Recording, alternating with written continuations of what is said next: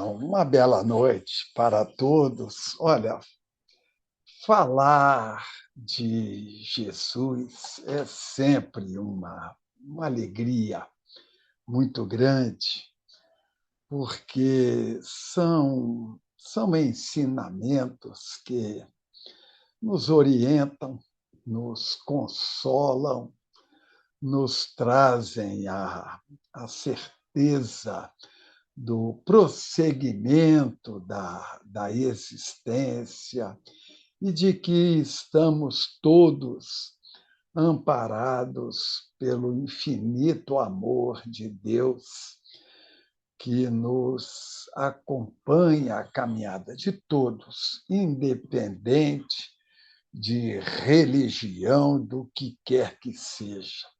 Estamos todos abraçados pelo infinito amor de Deus e por Jesus, que é o dirigente, o governador deste planeta. E hoje eu gostaria de comentar com vocês a respeito de uma significativa passagem que a gente encontra registrada no Evangelho de João, no capítulo 8. João registra um fato acontecido já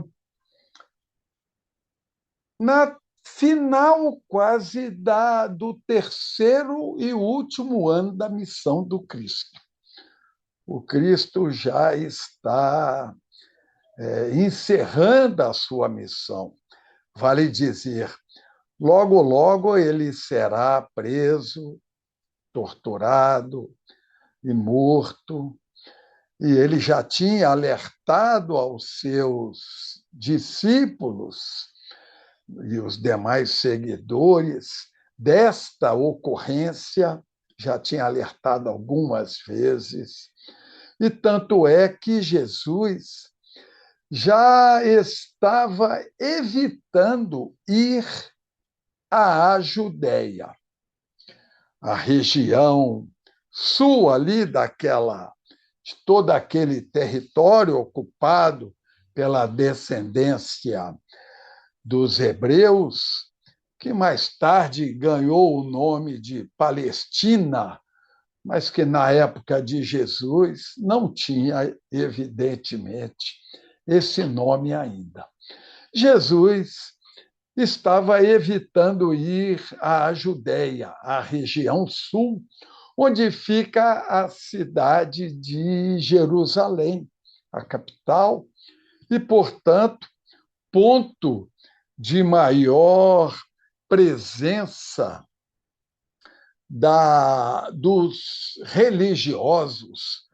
O sinédrio ficava em Jerusalém, o Templo de Salomão em Jerusalém. Então, ali na Judéia, em especial na cidade de Jerusalém, havia uma grande vigilância, eu diria até intolerância religiosa muito grande. Não se admitia determinadas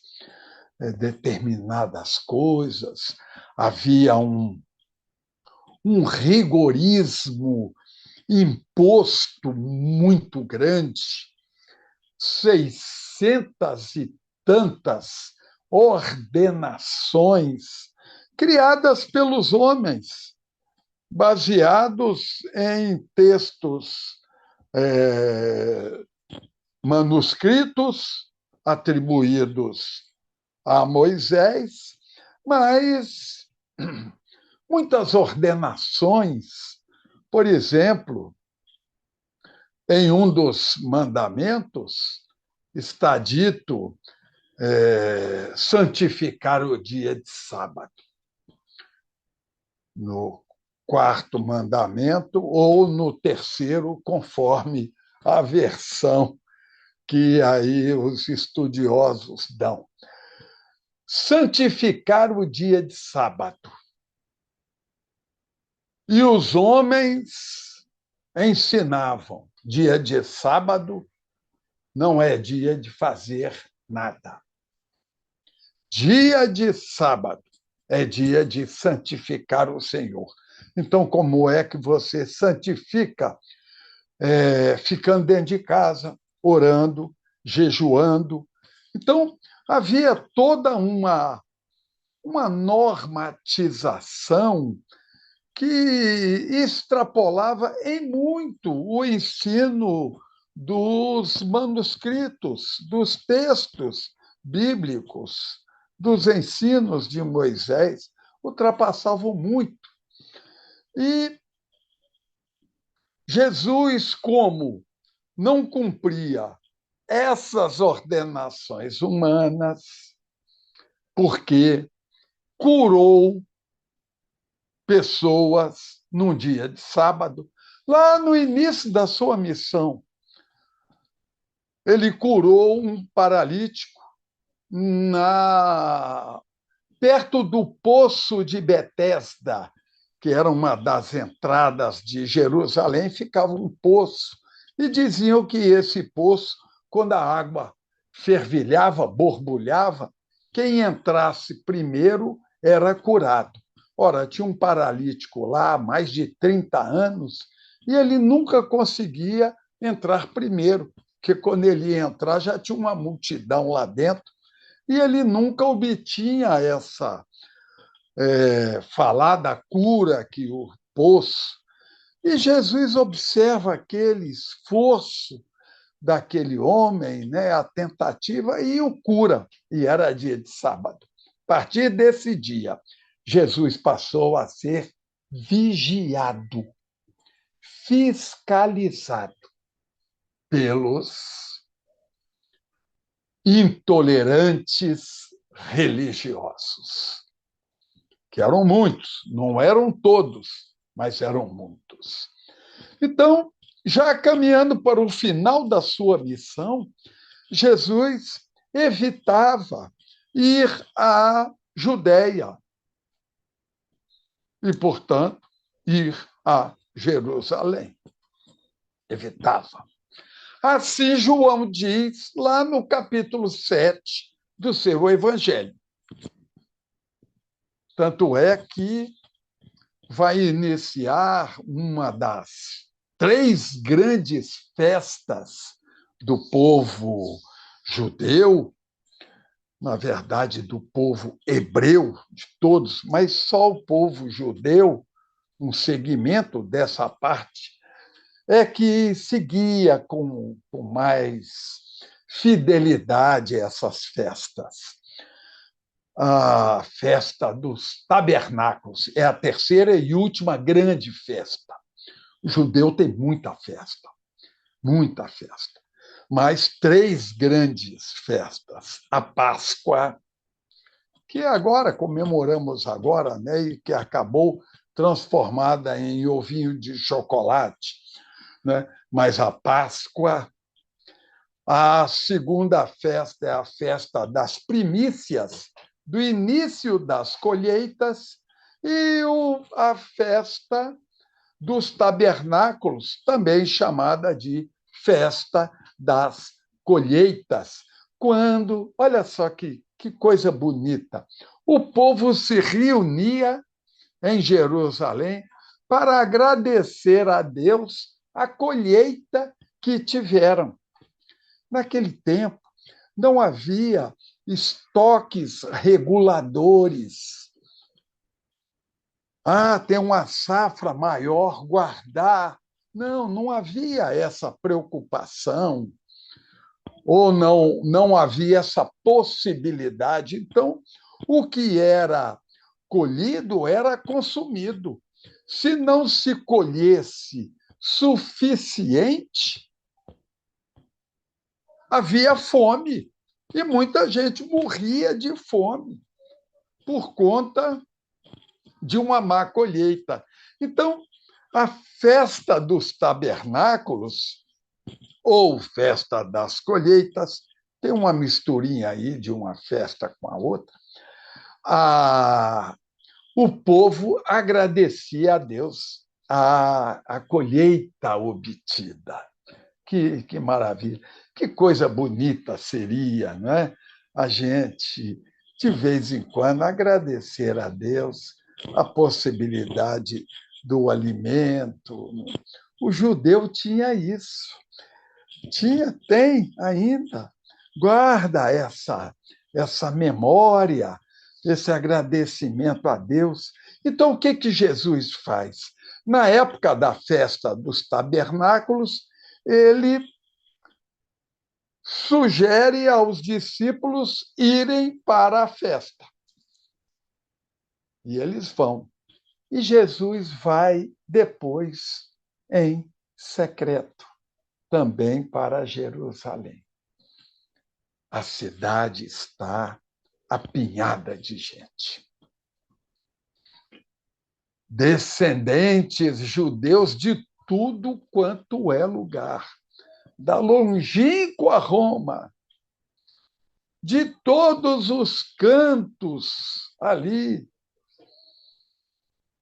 iam para a cidade de Jerusalém para a festa desse agradecimento a Deus.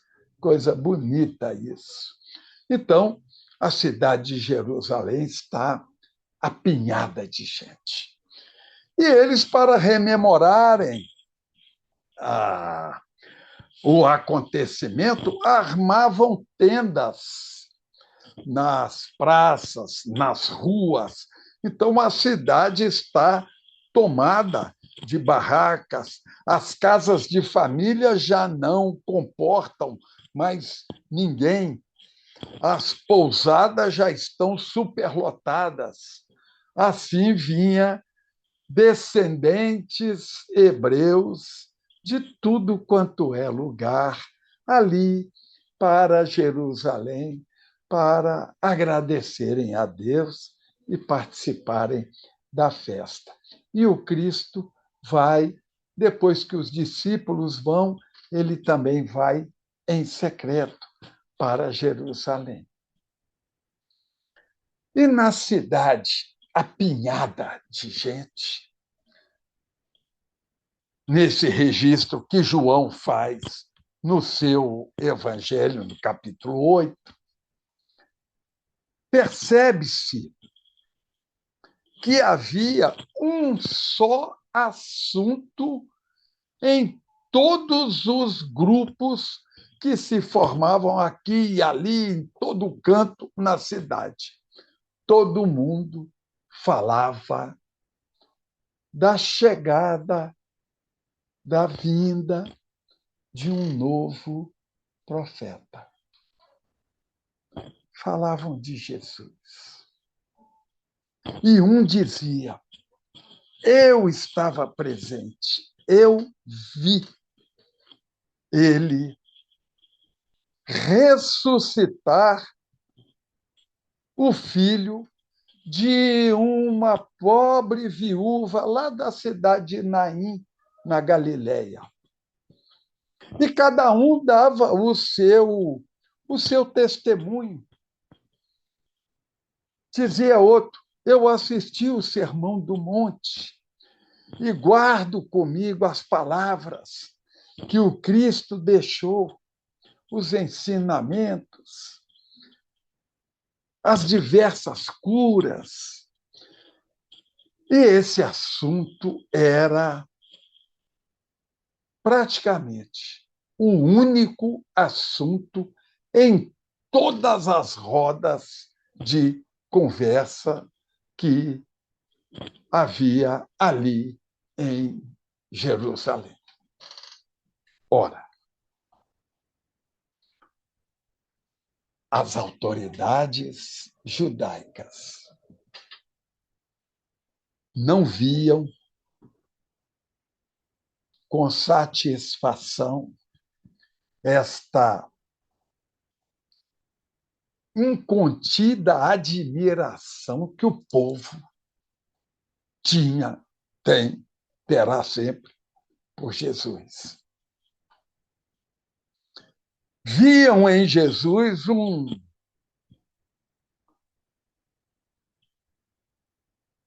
falsário. Ou, conforme eles diziam, as obras dele são pelo demônio, por Beelzebu. Interessante que essa acusação ainda existe hoje por aí, né? Se acusam espíritas, se acusam pessoas, não, agem pelo demônio. Jesus também era acusado. Assim, porque viam em Jesus, enxergavam em Jesus apenas uma pessoa que dizia que iria construir um reino. Que reino que era esse? Era ali, em Jerusalém. Achavam que Jesus era um desses revolucionários humanos que queriam implantar o seu reino, o seu poder, através de uma guerra, de um motim. Então, olhavam para Jesus e tinham receio dessa admiração que o povo tinha por Jesus. Eles diziam: se esse homem levanta a mão e chama o povo, vai haver uma carnificina aqui. Porque nós, os homens do Sinédrio, não teremos força policial suficiente para conter essa revolução. Vai ser preciso que as forças do Império Romano, que na época dominavam a região, entrem. E aí o imperador vai querer responsabilizar a gente pela revolta. Ou seja, diziam eles, os fariseus, os saduceus, praticamente partidos políticos, com essa reputação que partido político tem hoje. Ou seja, só do seu interesse, só da sua mesquinharia, só do interesse imediato. Eles viam Jesus como um perigo, porque se Jesus ganhasse a guerra, a primeira coisa que Jesus ia fazer seria acabar com eles, para ele poder governar sozinho. Se Jesus perdesse a guerra, o imperador romano iria eliminar todos os fariseus por não terem tido a competência de dominar o povo, de conter o povo. Então, eles achavam que qualquer revolta que Jesus, o resultado da revolta que Jesus fizesse, haveria um sério dano para eles. E, portanto, pensando em si e somente em si, infelizmente, queriam arrumar um jeito de liquidar com Jesus. Lá no capítulo 7 do Evangelho de João, João bota isso, escreve isso. Os judeus, entendam-se, os homens do Sinédrio, não o povo, mas as autoridades dos judeus, queriam prender Jesus. E já vinham armando algumas situações para colocar Jesus num problema e aí ter uma justificativa de prendê-lo. Pois bem, Jesus, quando manda os seus discípulos, vai em secreto para Jerusalém. Mas a sua presença é constatada pelos fariseus, que sabiam bem. Não, evidentemente não tinha câmara naquele tempo. Mas tinham informantes. Jesus mal entrava na Judéia, as autoridades do Sinédrio, os homens da religião já eram imediatamente informados. Ó, oh, ele está chegando. E aí já colocavam pessoas perto e tal, já encaminhavam grupos para desafiá-lo, para ver se tirava Jesus do sério para ter um motivo de prendê-lo. Porque imaginava que Jesus iria fazer uma revolução. A gente sempre julga os outros por aquilo que a gente concebe, não pelo aquilo que o outro efetivamente é. Jesus estava em Jerusalém, as autoridades sabiam.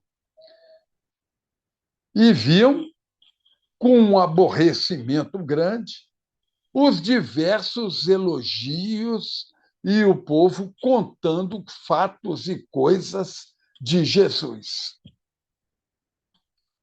E aí decidem, nós temos que tomar uma providência. Precisamos nos livrar desse homem o mais rápido possível. E aí surge uma oportunidade. Ali, em Jerusalém, surge a oportunidade. Uma mulher foi apanhada em adultério. Ora, isso é caso não para as autoridades máximas da religião. Isso é função de uma guarda, de uma coisa assim, ir lá prender a mulher e tomar as providências necessárias ao caso, que a lei, mas as autoridades. João diz: os fariseus e os saduceus, dois grupos de pressão dentro do Sinédrio que se aliavam de vez em quando para poder obter determinadas vantagens para si. A mulher apanhada em adultério, as autoridades vão até a casa onde ela foi apanhada em flagrante adultério. E eles, as autoridades supremas, homens que raramente saíam à rua, se davam uma importância enorme e empregavam em si um aspecto de santidade e tudo mais, longe do povo, mas nesse caso eles vão até a casa da mulher e ordenam que a guarda aprendam e que tragam junto com eles e saem andando. O que eles queriam? Que a multidão viesse atrás. E a multidão vai.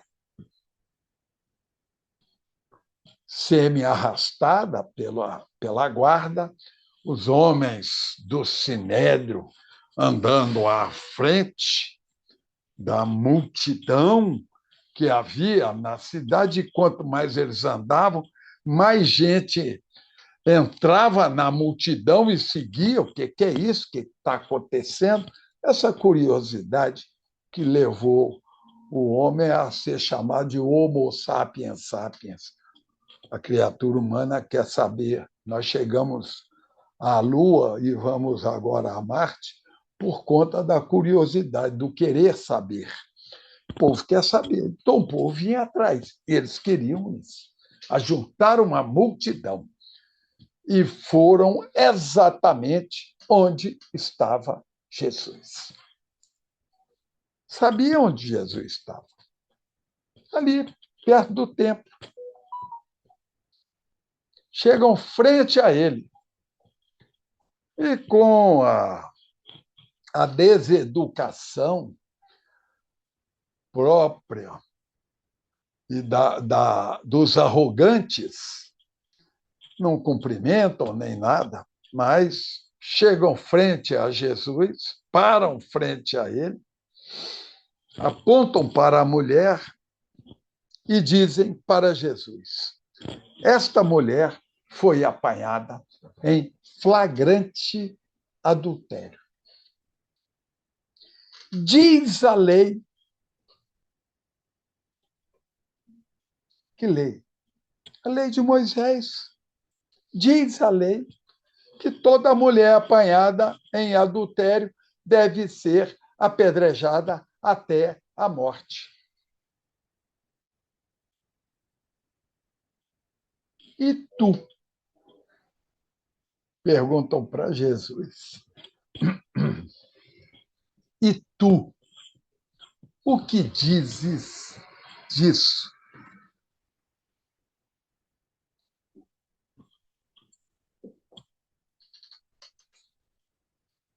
Estavam querendo ouvir Jesus?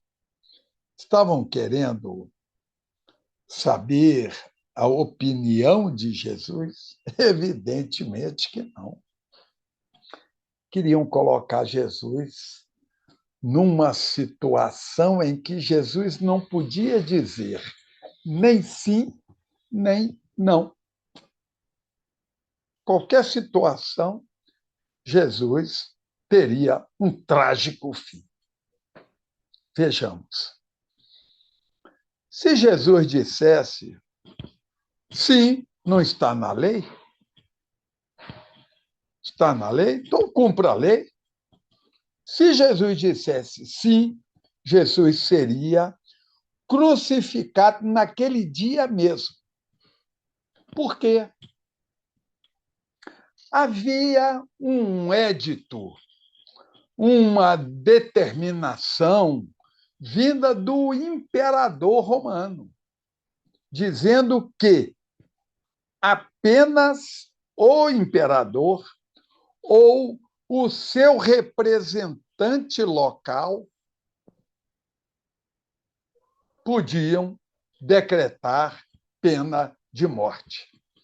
Se Jesus dissesse sim, mate a mulher, Jesus seria preso, acusado de atentar contra o imperador, portanto, um crime contra uma ordem imperial, Jesus seria crucificado naquele dia mesmo. Mas Jesus também não podia dizer que não. Olha só,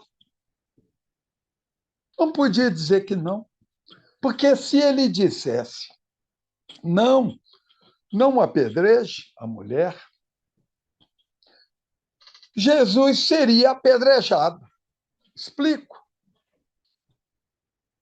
O povo, na época, e vou falar baixinho para ficar só entre o Brasil, os Estados Unidos e toda a parte deste planeta, ouvir a, a ordem.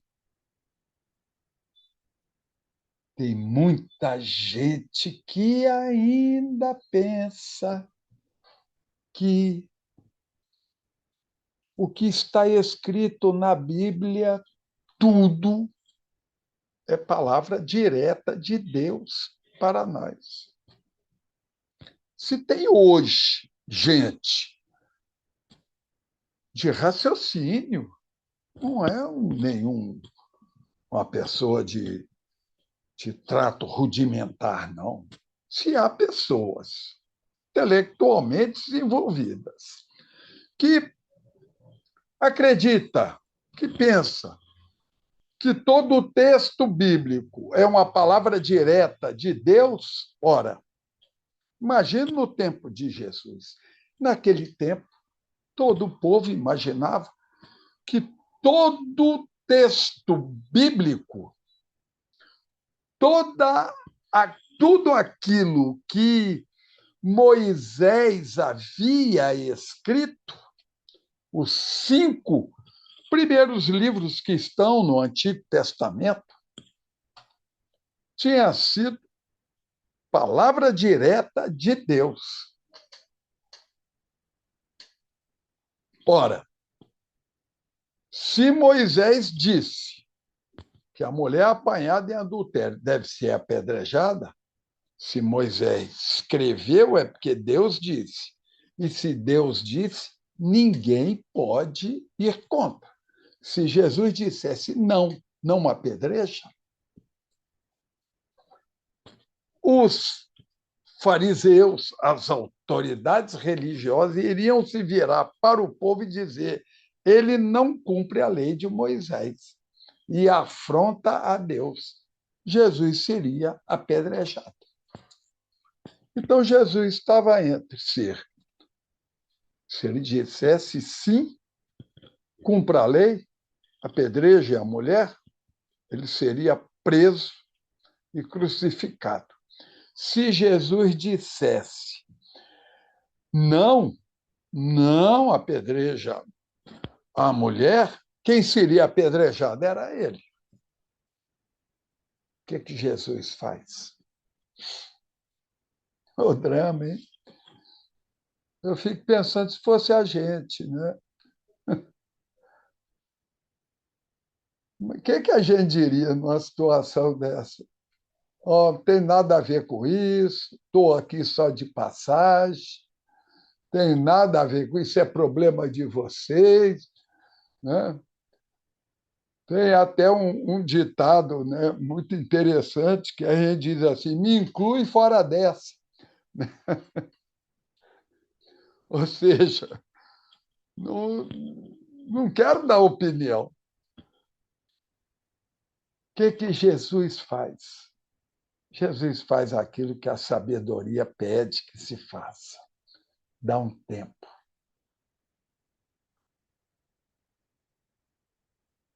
Dá um tempo. João diz que Jesus começou a remexer na areia, escrever na areia. Tem alguns estudiosos que dizem que Jesus começou a escrever o defeito de cada um que estava ali. Eu não aceito essa, acho incompatível, porque Jesus não vê defeito em nós. Ele vê em nós a possibilidade crística que todos nós temos. Os nossos defeitos são problemas nossos e compete a nós resolver. Jesus não critica. Ele apoia naquilo que é preciso, nos incentiva, mas não critica. Então, eu penso que essa interpretação não é fidedigna, não seria correta. João diz que Jesus ficou escrevendo na areia. O quê? Não se sabe. O fato é que as autoridades judaicas, com pressa, vamos, diga logo, é sim ou não? Apedreja ou não apedreja? A lei manda apedrejar. E você? O que você diz? E tu? O que diz? E aí Jesus se levanta e fala aquela célebre frase que eu tenho certeza todo mundo conhece, de cor e salteado. Atire a primeira pedra aquele que estiver sem pecado. Gente, se tivesse caído uma bomba ali no meio da multidão, não provocaria impacto maior. Eu penso que foi a primeira sessão de terapia em grupo registrada da humanidade, que cada um começou a pensar na sua vida, nas suas coisas. Então, um que já estava com a pedra na mão, pronto para apedrejar a mulher adúltera, começou a pensar: eu não sou adúltero nesse sentido aí, mas eu tenho uma vendinha e eu adulterei meu quilo, tem só 900 gramas. Eu também sou um adúltero, não tenho competência para julgar a mulher. Deixou a pedra cair e foi embora. Todos foram embora. Eu quero chamar a atenção aqui para um ponto extraordinário que João registra. E se João registrou, é porque é importante. Ele diz assim: primeiro, os mais velhos foram embora, depois, os mais novos. Da população que estava ali, da multidão que estava ali, ouvindo e presenciando o fato. Por que primeiro os mais velhos foram embora? Porque erraram mais? Tem mais tempo de vida? Tem mais erros? Ou porque já tem, pela idade, maturidade suficiente para pensar sobre os seus erros e concluir sobre eles? Essa é a dúvida que eu deixo aí para vocês pensarem a respeito. O fato é que a praça fica vazia. As autoridades também vão embora. Não estavam interessados na mulher, não. Eles queriam prender a Jesus. Então, na praça vazia fica Jesus e a mulher. Imagina o desconforto dela, né, coitada? E Jesus vira-se para ela e pergunta: mulher, onde estão os teus acusadores? E ela para ele: foram embora, Senhor. E Jesus para ela: vai também, vai e não peques mais.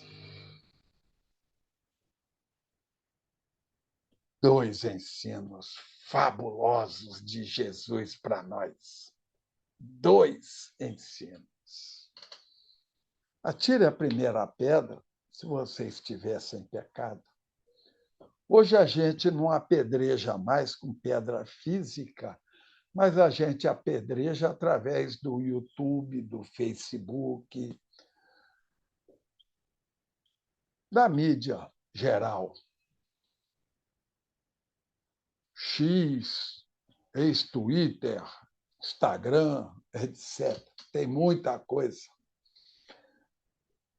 Atire a primeira pedra, ou seja, antes de falar alguma coisa, analise você, porque nós estamos aqui na Terra é para analisar a gente e não para definir o outro. Nós estamos aqui para aprender com a gente mesmo, até mesmo com os nossos erros. Aprender com a gente e seguir e evoluir. Atire a primeira pedra. Eu penso que a gente devia escrever isso no espelho, na agenda, na porta da geladeira, que é o lugar onde todo mundo frequenta. Essas duas grandes frases lapidares que Jesus deixa para a gente. Atire a primeira pedra e vai e não peques mais. Se na primeira há uma espécie de reprimenda, uma forte recomendação, tire a primeira pedra se você estiver sem pecado. Na segunda, vai e não peques mais. É de uma consolação fabulosa. Tem muita gente desesperada por aí, gente. Mergulhados na culpa, no remorso. Mas Jesus está dizendo para a gente: ó, vai, não peques mais.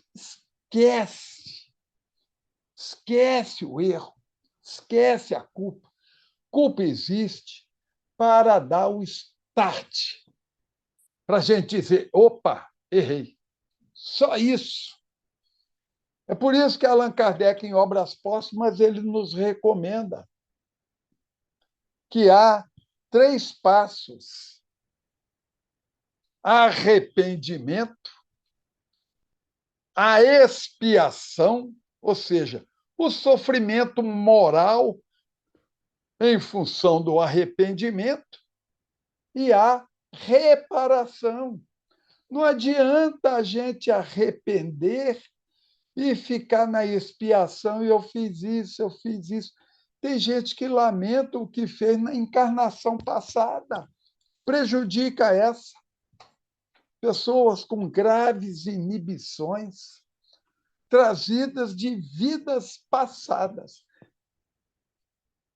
Mas o Cristo está dizendo para cada um de nós, ó, vai e não peques mais. Olhe para você como um filho de Deus, como um ser que está em processo de evolução, está em crescimento, está ainda aprendendo, caminhando, acumulando experiência, aprendendo com ela e seguindo o caminho. Esse é o comentário que eu gostaria de ter feito aqui com vocês a respeito desta passagem extraordinária de Jesus com a mulher adúltera. Muita paz. Gratidão, Calcir, fantástica reflexão. Vou passar para a Cida Engels para fazer as perguntas, tá bom? Obrigada. Ok. Então, sim, vamos lá. Já que você falou em João, né? Vamos começar por João. Diante do ensinamento de Jesus em João 8, será que em nosso dia a dia não continuamos atirando pedras como a multidão, vendo o erro do outro, mas ignorando a nossa própria responsabilidade? Sim, é o que a gente costuma fazer, mas que não deveríamos fazer, né? A recomendação do Cristo é muito incisiva nesse aspecto. Inclusive, assim, eu não me lembro onde é que está no ensino do Cristo, mas ele diz: todos os pecados serão perdoados, menos o pecado contra o Santo Espírito. Eu evitei falar Espírito Santo para tirar aquela ideia de uma pombinha branca e tal. Contra o Santo Espírito. A palavra santo aí quer dizer o espírito do conhecimento. A palavra santo, na época de Jesus, não indicava uma pessoa santificada com auréola, não, mas indicava aquele que detinha o conhecimento. Então, o ensino do Cristo é: todos os pecados serão perdoados, menos o pecado contra o espírito do conhecimento. Por quê? Quando a pessoa erra sabendo que é erro, o erro se torna mais ponderado, mais pesado. A responsabilidade é maior. Então, é um exercício nosso em ir pouco a pouco nos livrando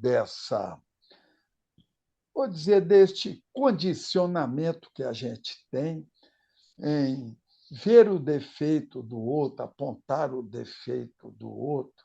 É um hábito pernicioso e ruim para nós próprios, para cada um que comete. Outra, como a gente pode praticar esse ensinamento de não julgar no dia a dia sem deixar de reconhecer quando algo está errado?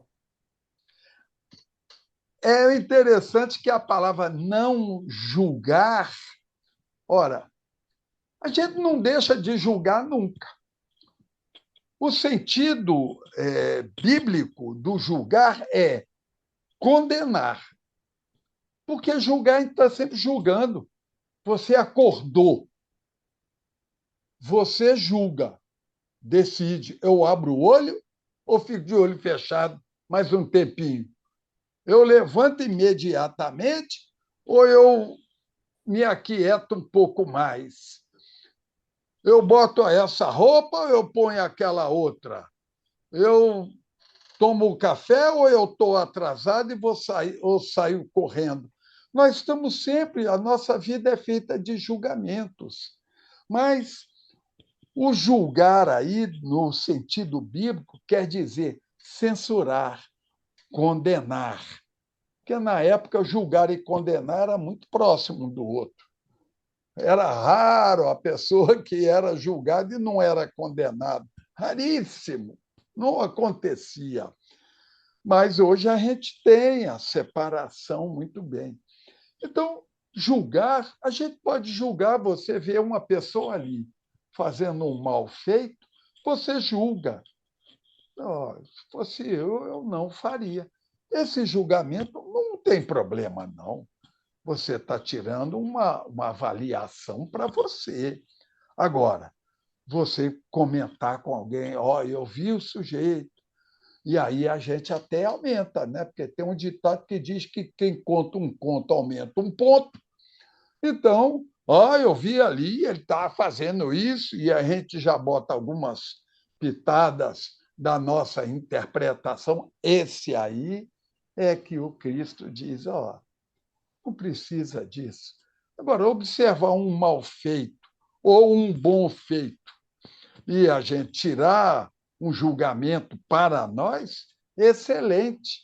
O problema é a malícia, é a calúnia, é a vontade de denegrir, de rebaixar o outro. Esse aí não é bom, não é saudável para nós. Calci, a próxima é muito do que você falou, mas eu vou fazer porque talvez você possa complementar mais alguma coisa diante da pergunta. Mesmo quando não falamos, até que ponto somos responsáveis pelos julgamentos que fazemos em pensamento? Responsáveis. Perfeito. A gente é culpado se um passarinho pousar de leve na nossa cabeça, a gente é culpado? Não. Algo fortuito, um pensamento que venha, é um pensamento. Está na nossa capacidade de pensar aquilo e vem. Isso é uma coisa.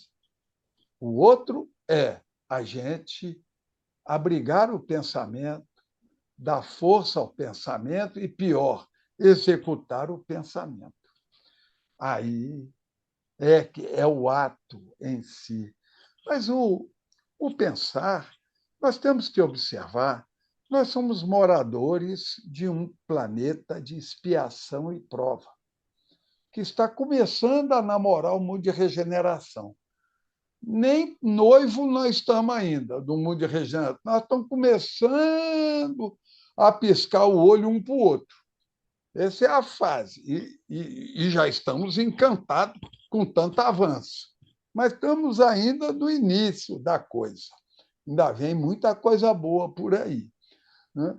Como nós somos moradores, residentes de um planeta de expiação e provas, os pensamentos nossos e aqueles que a gente absorve dos outros, mas que está no nosso nível de recepção, de frequência, é normal vir. A questão é o que fazer com esse pensamento. A contenção é valiosa. E é por isso que Allan Kardec escreve lá no Evangelho, segundo o Espiritismo, no capítulo 17, no item 4.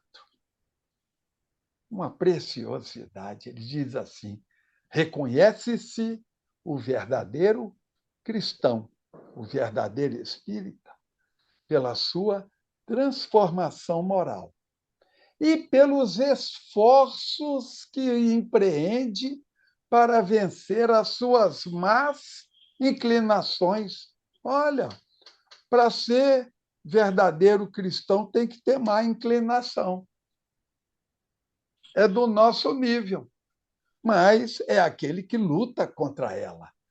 Mais valor tem aquele que veio do erro do que aquele que já está numa posição muito acima e tal. Mais valor tem aquele que vive no pântano quando tem uma ideia nobre e boa. E quem fala isso é o próprio Cristo, né? Há mais festa no céu quando um pecador se redime do que quando 99 justos perseveram na sua justiça, no seu trabalho. Então, é um trabalho nosso, né, de contenção, de disciplina da gente com a gente mesmo. O que o silêncio da multidão diante de Jesus revela sobre a consciência humana? Nossa, que pergunta! Que beleza! Eu acho que esse silêncio que a multidão faz é o momento da reflexão. É preciso calar o alarido lá fora para que a ideia melhor seja elaborada. Então, permitiu a cada um ali da multidão a pensar sobre si mesmo. E, para isso, é preciso, às vezes, o silêncio, o burburinho, a intenção, né? A mulher descomposta ali, a tensão em pegar a pedra e tal, a gente se afastar disso para poder melhor, naquele momento, elaborar. Então, o silêncio é de um valor extraordinário. A gente encontra com tanta gente, não é? A gente encontra com amigo, com parente, a gente encontra até com gente que a gente não gosta, a gente está sempre encontrando, e a gente nunca encontra com a gente. Marcar uma hora na agenda e é a hora do silêncio da gente conversar com a gente mesmo. Esse silêncio produtivo é extraordinário. Kelsey, suas reflexões foram maravilhosas, nos trouxeram grandes momentos de entendimento e de luz para as nossas consciências.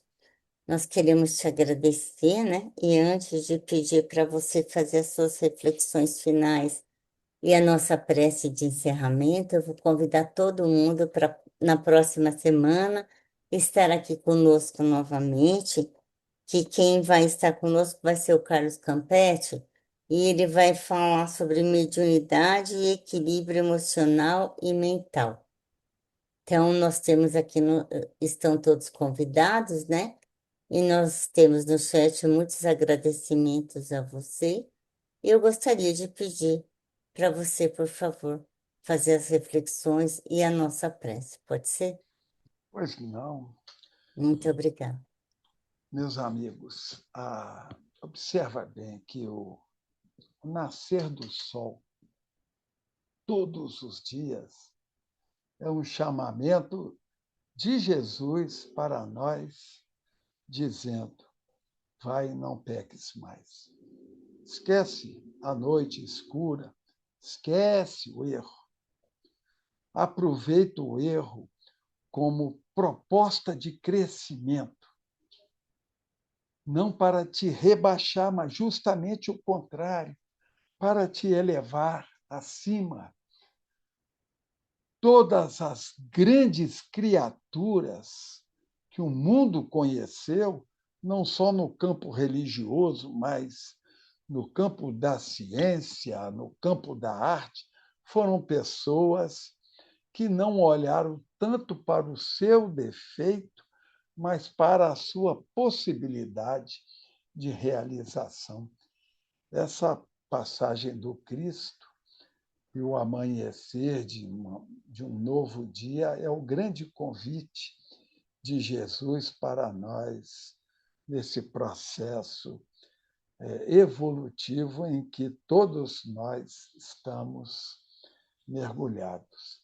Vamos fazer a nossa prece agradecendo a Jesus a oportunidade da conversa boa, nobre, edificante, que os teus ensinamentos, mestre amado, trazem para todos nós e que nos servem como incentivo extraordinário, a fim de que todos nós possamos, superando as dificuldades próprias da caminhada, tenhamos a possibilidade de vermos em nós mesmos criaturas de Deus, com uma missão a cumprir, um trabalho a realizar. Que assim seja.